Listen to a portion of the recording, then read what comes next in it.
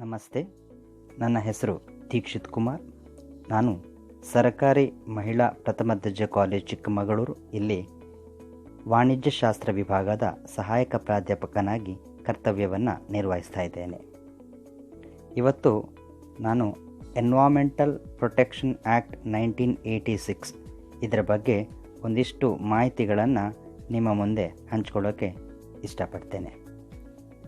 Environmental Protection Act 1986, one of the landmark act in the history of India. Environmental Protection Act was enacted in the year 1986. It was enacted with the main objective to provide the protection and improvement of environment and for matters connected therewith.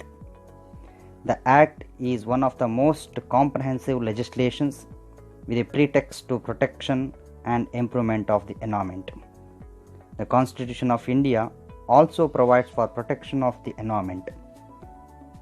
Article 48A of the Constitution specifies that the state shall endeavor to protect and improve the environment and to safeguard the forest and wildlife of the country. And also Article 51A provides that every citizen shall protect the environment. This act now generally accepted that environment is threatened by a wide variety of human activities, ranging from instinctive drive to reproduce its kind to the restless urge of improving standard of living, development of technological solution to this end. The vast amount of waste, both natural and chemical, that these advances produce. Paradoxically, this urge to grow and develop, which was initially uncontrolled, is now widely perceived to be threatening as it results in the depletion of both living and non-living natural resources and life support system.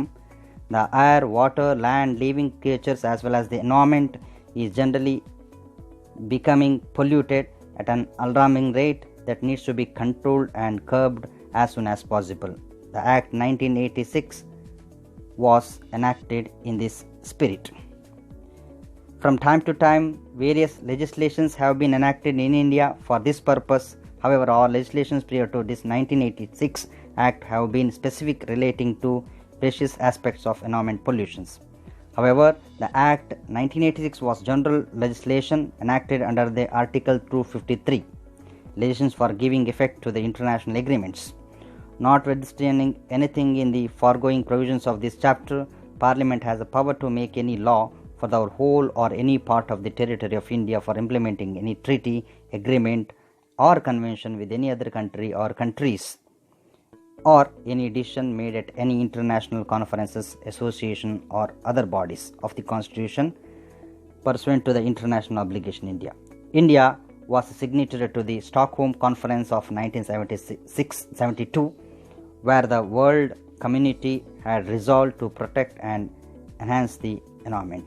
United Nations Conference on Human Environment held in Stockholm in June 1972 proclaimed that man is both creator and model of his environment, which gives him physical sustenance and affords him the opportunity for intellectual, moral, social and spiritual growth.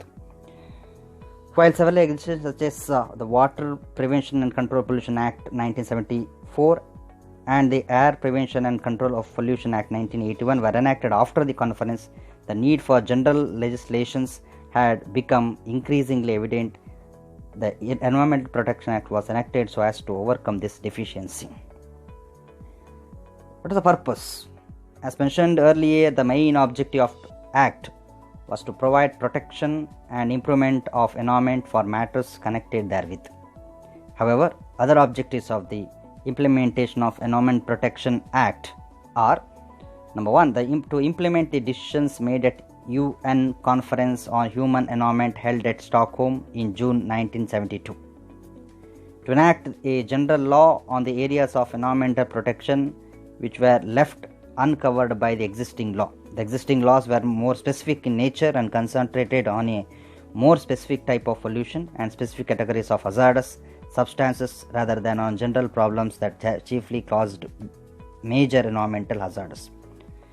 To coordinate activities of the various regulatory agencies under the existing laws, to provide for the creation of an authority or authorities for environmental protection, and lastly, to provide different punishment to those who endanger the human environment, safety and health. Before going to definition, I want to tell the scope and applicability of the Act. This Environmental Protection Act is applicable to the whole of India, including the state of Jammu and Kashmir. It came to force on November 19, 1986. Now let us see the definitions which are concerned in this Environmental Protection Act. The whole section 2 of the Environmental Protection Act deals with the definitions. Some important definitions provided in the sections are section 2 subsection A about environment. According to section 2 subsection A, environment includes water, air and land and other and interrelationship that exist among and between water, air and land and human beings, other living creatures, plants, microorganisms and property. This definition seems to be exhaustive but an inclusive one. Section 2B, which says about environmental pollutant. According to section 2B, any solid, liquid or gaseous substances present in such concentration as may be or tend to be injurious to environment is called as environmental pollution. Section 2C, which says about environmental pollutions. According to section 2C, environmental pollution means the presence in the environment of any environmental pollutant. This implies an imbalance in environment.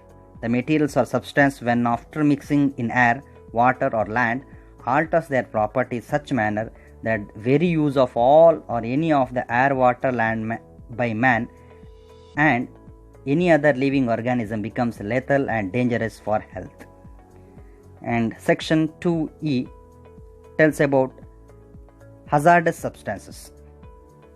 Means any substances or preparation which by reasons of its chemical or physico-chemical properties or handling is liable to cause harm to human beings, other living creatures, plants, microorganisms, property or environment. See, these are the very important definitions which are covered under the Environmental Protection Act under section 2 that are dealt in section 2A, 2B and 2C and 2E. Now let us see the powers of the central government. In addition to the objectives mentioned in the Act, what are the measures that the government can take to protect and improve the environment? According to the provisions of the Act, central government shall have the power to take all such measures as deems to be necessary or expedient for the purpose of protecting the or improving the quality of the environment and preventing and controlling the environmental pollutions. Such measures may include measures which respect to all or any of the following matters, namely coordination of actions by the state governments, officers and other authorities. Under this Act, the rules made thereunder or under any other law for the time being in force which is relatable to the objects of the Act. Next one is planning and execution of a nationwide program for the prevention, control and abatement of environmental pollutions. And third one, laying down standards for emission or discharge of environmental pollutants from various sources of whatsoever, provided that different standards of emission or discharge may be laid down under this clause from different sources having regard to the quality or composition of the emission or discharge of environmental pollutants from such sources. And next one is restriction of areas in which any industries, operations or process of or class of industries or operations or processes shall not be carried out or shall be carried out subject to certain safeguards. Laying down procedures and safeguards for the handling of hazardous substances. examination of such manufacturing processes, materials, and substances as are likely to cause environmental pollutions, carrying out and sponsoring investigations and research relating to problems of environmental pollutions, inspection of any premises, plant, equipment, machinery, manufacturing or other processes, materials or substances, and giving by order of such direction to such authorities, officers, or persons as it may consider necessary to take steps for prevention, control, amendment of environmental pollutions. Establishment of or recognition of environmental laboratories, institutes to carry out the functions entrusted to such environmental laboratories and institutes under this Act. Collection and dissemination of information in respect of matters relating to environmental pollutions. Preparation of manuals, codes, guides relating to the prevention, control, and abandonment of environmental pollutions. And lastly, such other matters as the central government deems necessary or expedient for the purpose of securing the effective implementation of provisions of this Act. The central government, in addition to this, if it considered it necessary or expedient so as to do for the purpose of this Act, may order published in the official gazette, constitute an authority or authorities by such name or names may be specified in the order for the purpose of exercising, performing such of the powers and functions of including power of issues, directions under section 5 of the central government under this Act. As considerable adverse environmental impact has been caused due to the degradation of the environment with the excessive soil erosion, water, air pollution due to certain development activities, therefore it is necessary to protect the environment. This can be achieved only by careful assessment of the project proposed to be located in an area on the basis of an environmental impact assessment and environmental management plan for the prevention, elimination and mitigation of the adverse impact right from the inception stage of the project. The central government has passed certain notification laying that the expansion or modernization of any existing industry or new project listed shall not be undertaken in any part of India unless it gets environmental clearance by the central government or the state government. By saying this, I just say thanks for watching this video, and last message on this video is save environment. Thank you.